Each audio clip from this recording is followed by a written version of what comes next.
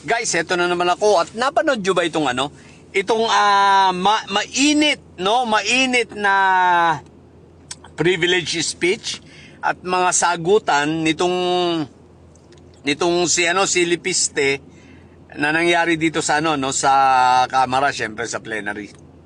Okay, guys, pero sa dami ng mga chismis at intriga na ginawa nitong si Lipiste, patungkol sa kay Garjola at kay ES Ralph Recto, no?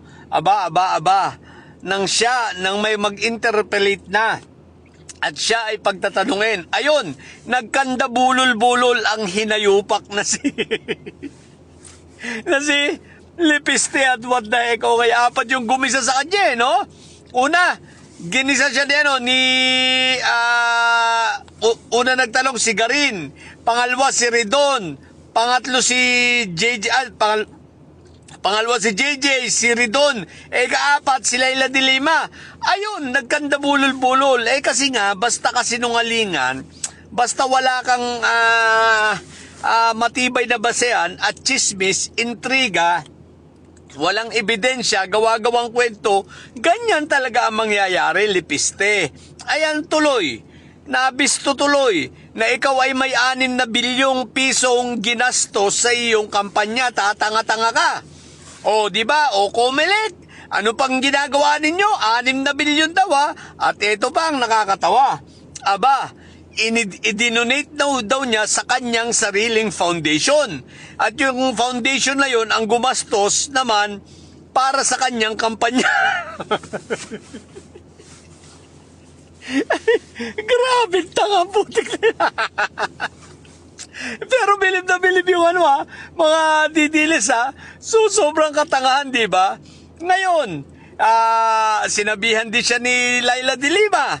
Yung sa bintang niya na lahat daw ng mga nasa Congress mga tumanggap at nagbo-vote buying. Ayun, nag-withdraw. Sabay bawi at hindi daw naman niya nilalahat. So, withdraw na niya. Ngayon, pagdating naman kay Garin, kinulang na lang sa oras. Malapit na siyang mabuko nung tanungin siya. Sabi niya, sabi ni Lipiste, ni Solar Gay, sarili kong pera, yung ginastos ko naman doon, yung aking mga itinutulong, kesyo ganyan na 6 na bilyon, sarili ko yung pera, sarili ko bulsa. Tinanong ni Garin, saan nang galing? Sa aking kita, sa aking kumpanya. Okay, sa iyong kumpanya na anong pangalan? Ito na nga, yung sa Solar, sinabi niya. At pagkatapos, paano kang kumita sa Solar ng ganun kalaki? Ibinenta daw niya, di papunta na sana sa franchise. Kinapos na sa oras. What the heck? Anyway, nakakatuwa. Ngayon, sa madaling salita, ang privilege speech na yun, wala na rin kwenta. Dahil na pina-strike, So, wala na rin yun. What the heck? So, comedy. Yun lang muna.